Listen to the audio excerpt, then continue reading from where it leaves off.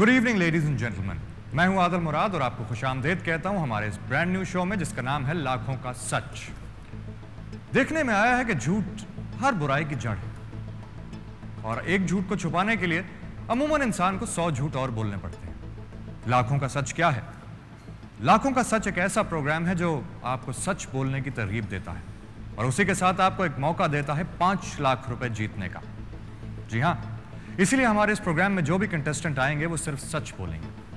अगर उन्होंने झूठ बोला या हमारे सिस्टम को चीट करने की कोशिश की तो तमाम जीती हुई रकम हार जाएंगे और खाली हाथ घर जाएंगे। आप यकीनन जानना चाहते होंगे कि हम इस गेम शो में सच और झूठ का फैसला कैसे करते हैं। तो इस गेम शो में जो टेक्नोलॉजी हम इस्तेमाल कर रहे हैं उसका नाम है वॉइस स्ट्रेस एनालिसिस और यह दुनिया की जदीद तरीन टेक्नोलॉजीज में से है जिसे बैरून मुल्क हसास इदारों में भी इस्तेमाल किया जाता है।